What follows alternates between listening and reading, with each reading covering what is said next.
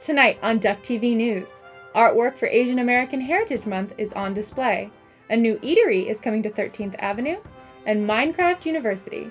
All that and more coming up.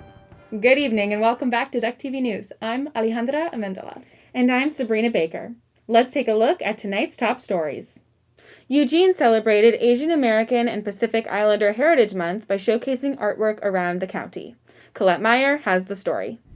Many businesses in the downtown Eugene area have been forced to shut down as a result of the pandemic, but local artists have found a way to repurpose these empty storefronts. From now until June 7th, Winterfront Exhibitions invite the community to enjoy artworks and galleries by local artists to celebrate Asian American and Pacific Islander Heritage Month. I'm here at the 1000 Hopes art installation outside the downtown Eugene Public Library. I spoke to Sarah Zolbrod, who created this piece to celebrate a Japanese tradition while social distancing.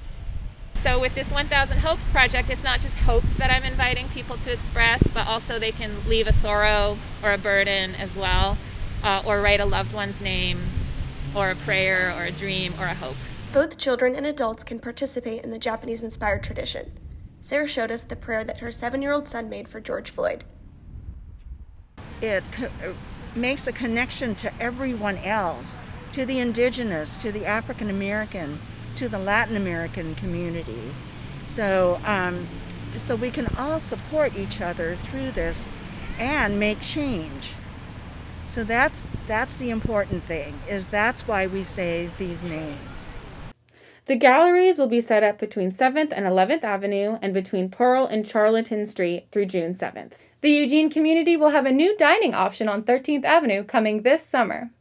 Nekter's Juice Bar, a vegan smoothie and snack shop, is set to take over the former Milky Way Cafe very soon. Nekter's arrival marks the another change to the 13th area, as many local staples are leaving their locations due to higher rent prices. The 13th location will be Nekter's second shop in Eugene, with its first opening at the Oakway Center in 2018. Franchise owner Lucas Walker explains why he chose 13th Avenue for a second location. I got my real estate agent involved and said, hey, I know it's early on, but just keep your eyes open for, a location in the campus area, because if I'm to put another store anywhere, it's right there. Nekter is on schedule to open in August. Body positivity was the focus of a recent workshop held on UO's campus. It was a part of a series called Self-Love, hosted by the Duck Nest Wellness Center. Emma Lee, one of the organizers, said, quote, "We want to emphasize that people of any size, weight, or health are worthy of loving their body," end quote. More self-care events are coming up, including a meditation workshop on June 1st. And now, let's throw it to Haley and Michael at the sports desk. Hello, everyone, and welcome to the 2021 finale of Duck TV Sports. I'm Haley Tennant.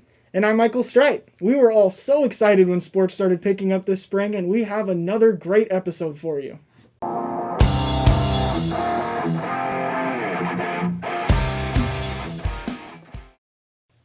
After no minor league baseball in 2020, the Eugene Emeralds are back for 2021 as the new San Francisco Giants High A affiliate. The Emeralds bats have been crushing the ball a month into the season, boasting a 14-9 record.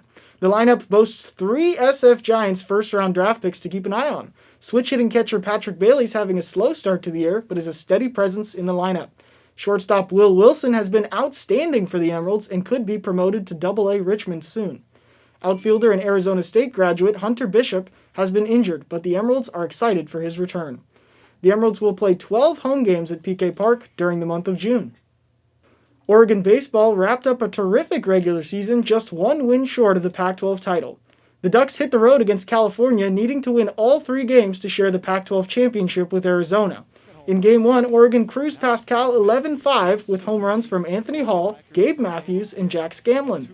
Oregon took a 3-0 lead in the second game, but a monster 6-run 6th inning for Cal that featured 2 3-run blasts handed the Ducks a 10-3 loss. The Ducks rebounded on Saturday with home runs by Kenyon Yovan and Jack Scanlon, again to win 6-5. They wrapped the regular season with a 37-14 record, finishing second in the Pac-12 at 20-10. Oregon will be returning to the postseason as one of the top seeds in the nation, most likely hosting regionals at PK Park with a chance to also host the Super Regionals in Eugene. In just the first full season for Mark Wasikowski's time at UO, the Ducks will try to return to the College World Series for the first time since 1954. Speaking of baseball, the Oakland A's are potentially looking for a new home base. Reporter Danny Vigil has the story. The Oakland A's are meeting with Portland next month in talks of possible relocation to the city after staying in Oakland since 1968. With growing excitement, many Oregon baseball fans gave their thoughts on their home state potentially adding a professional baseball team. I think it's great. Professional baseball is terrific, and to have it come to Oregon would be outstanding. I think it's probably the best news I've heard in a long, long time. It would be really fantastic. I mean, you've got a good stadium up north, you've got fun teams down south, but like to get something here, I mean, more baseball is better, so it'd be great. Mike Barrett, one of the directors of the Portland Diamond Project, confirmed with KATU that they've engaged in talks with the Athletics. The Portland Diamond Project is a movement with the sole mission of bringing Major League Baseball to Portland and the state of Oregon as a whole. With a rich history of minor pro baseball that dates back 150 years, the project hopes to bring the game to the city and the communities all around. With high hopes, Oregon baseball fans are extremely excited in potentially getting their first ever Major League Baseball team. With Duck TV Sports, I'm Daniel Vigil. Thanks, Danny. We'll see how things pan out for the A's as they move forward with the relocation plans. The Oregon women's golf team ended their season after finishing 11th in the nation at the NCAA Championships for the third best finish in program history. They were only 2 strokes away from advancing to the next round. Oregon played with a freshman, 3 sophomores, and a junior that had never competed in the NCAA tournament before, so the Ducks have a lot to look forward to for the 2021-2022 season. There's a new competitive league on the Oregon campus, but the sport is not one that you would expect. Reporter Lucas Banks has the story. The Oregon Spikeball Club started a competitive spikeball league this term, consisting of 8 teams of 2 players who are members of the club. League games are played once a week and are a best-of-5 matches, with each match being played to 21. The league was created by club president Zach Duffy in an attempt to create a more competitive atmosphere in addition to bi-weekly club pickups, which although can get competitive, they tend to have a more relaxed feel to them. It kind of feels more like you're at a tournament, and that's what makes it more competitive. And when it's more competitive, at least in my opinion, it's more enjoyable. Although many people see spikeball as just a fun game to play with your friends at the beach or out on an open field, the style of spikeball played by members of the club resembles a competitiveness similar to other major sports. So at first I really just wanted to have a lot more fun, but playing through the leagues and then again seeing how you guys go to tournaments and seeing all the things that you guys do really made me want to just kind of amp it up and get better and not kind of shy away from the harder parts of the game, but actually just get better and be able to be good at that too. The Spikeball Club has grown significantly this past year. Every Tuesday and Thursday, anywhere from 6 to 15 members come out to club meetups, a large increase from the past couple of years. It's definitely nice being able to play more variety of skill levels for people to play. We've also been playing with a lot of more people outside the club too, which has been nice. Noah, along with 7 other members of the club, have traveled around the Pacific Northwest and even as far south as the Bay Area this term to compete in a few tournaments. With the sport of round net continuing to gain popularity around the country and around the world, there have been more tournaments around this area than ever before. The regular season will finish up next week, and there will be a tournament at the end of the term to decide the winner of the league. We'll see if the undefeated number 1 seed named What's That Smell can continue their dominance or if there's a Cinderella story waiting to happen. For Duck TV Sports, I'm Lucas Banks. Thanks, Lucas. That tournament will take place at the rec fields on June 1st. The NCAA Track and Field Championships are returning to Hayward Field next week, and after the preliminaries in College Station, Texas, we now know that the Oregon Ducks will have 24 entries. 15 men will compete for NCAA titles in their respective events, headlined by the 4x100 meter relay team. Max Vollmer in the decathlon, Reed Brown, Cole Hocker, and James West all running the 1500 meters, and Cole Hocker and Cooper Teare looking to claim some medals in the 5000 meters. Oregon will also be represented by 9 women at the NCAA Championships, highlighted by the 4x100 meter relay team, with Jasmine Reed and Kemba Nelson also competing individually in the 100 meter race. Carmela Cardama Baez will be racing in the 10,000 meters, and Aneta Konieczek will be running the steeplechase. In the 2019 Outdoor Track and Field Championships, Oregon was unable to win any NCAA titles, with 4 Ducks finishing in second place. Eugene will host the championships from June 9th to June 12th. At the NCAA Women's Tennis Singles Championships in Orlando, Florida, Oregon freshman Janice Jen's incredible Cinderella run came to an end in the national semifinals against the reigning champion and number one player in the country, Miami's Estela Perez Somariba. Jen was the first player in program history to advance to the quarterfinals, reaching untouched territory by an Oregon player in the semifinals. She was also the first Pac-12 player in the national semifinals since 2015. Jen started the first set by going up 3-0, but couldn't keep up with Perez Somariba, who swept her 7-6 and 6-0. Congratulations to Jen on an incredible run. With this year coming to a close, we're going to wrap up by recapping our top 10 plays of this year in Oregon athletics. If you haven't been watching Oregon volleyball, then you better tune in next fall because Brooke Nuneviller is must-see TV, leading the Ducks to a reverse sweep victory over Washington behind 35 kills. The entire highlight reel for this game was just Nuneviller punishing volleyballs.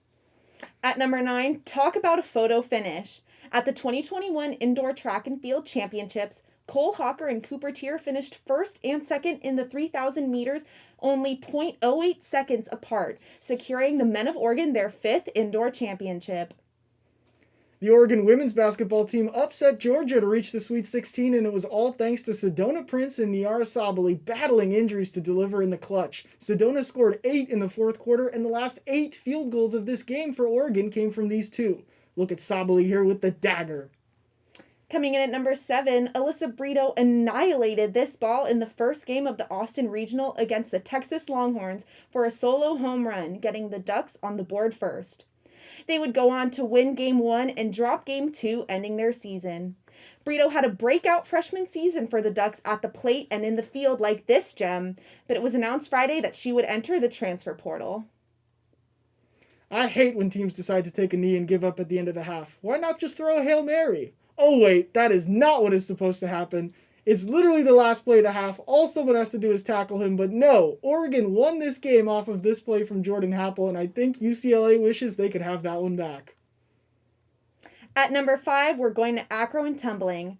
2 perfect scores, including one in Pyramid and one in the Acro event, helped the Ducks defeat the Baylor Bears for the first time since 2017 and snapping Baylor's 38-match win streak. Oregon men's basketball played one of its best games of the year, and we couldn't show you just one dunk. The entire game was a highlight reel. Eugene Omarui, athleticism from Duarte, the hanging slam from Williams, LJ Figueroa with one hand, the power from Frank Kapnang. The last one is my favorite one. Look at how high Chris Duarte gets. Oh my goodness. At number 3, this 44-yard absolute cannon from Tyler Shuck in Oregon's first game of the 2020 season leads to a phenomenal catch from sophomore wide receiver Micah Pittman. This play did not get enough attention. Pittman is an impact player the Ducks need to feed this fall. Oregon softball hosting Arizona. Hannah Bowen was 1 inning away from a perfect game, but Terra McGowan with a walk-off homer. Fast forward to the Austin Regional, where Oregon is in extra innings with the entire season on the line. Who else but Terra McGowan with ice in her veins, this time to right field, and Oregon survives. Terra McGowan has already had some huge moments, and that was just her freshman season at Oregon. And finally, at our top spot in the Pac-12 championship with 3 minutes left, Jamal Hill picks off Keaton Slovis with this insane grab for his second time that night, following great pressure from Mace Funa. This is one you need to see in slow motion. This play would solidify Oregon's win and repeating as Pac-12 champs. Michael and I have been in Duck TV since fall term of our freshman year and stayed ever since, so it's hard to say goodbye. Thank you, Duck TV, for this incredible experience. I am so grateful for this organization and sports for being a family to me. Thank you to all 3 advisors that have guided us through Duck TV these past 4 years, from Rebecca Force to Caitlin Bain and Jesse Abdenauer. Shout out to all Duck TV graduating seniors. Duck TV has meant everything to us, and we will be forever grateful. Now, for one last time, let's get back to Sabrina and Alex on the news desk. Thanks, guys. According to Eugene police, there has been an increase in fatal drug overdoses related to fake prescription drugs containing fentanyl. EPD officers say this opioid is 50 times stronger than heroin, making it extremely dangerous. These fake pills laced with fentanyl are generally dark blue, and EPD says the real pills are often white or light blue. For more information, visit the Eugene Police Department's website or Facebook. 1 year of socially distanced learning has made community building difficult, but some people are finding connections through Minecraft. Minecraft University is a private group created by James Ketting, a student at Texas A&M. There are players from different schools all around the world. One gamer is a UO student named Miller. Just log on at any time, and there's always just really cool people to just go on and vibe with, you know? It's definitely been a big help during the pandemic, and it's definitely gone a long way in making me feel less isolated. The server features an extensive map full of community-made towns and structures. There is also an online chat group where players can talk to each other via text and voice chat. Visit the Minecraft website for more information. That's a wrap on this week's episode. Thank you for joining us tonight. Be sure to give us a follow on Instagram and Twitter at DuckTV News. Have a great night, Eugene.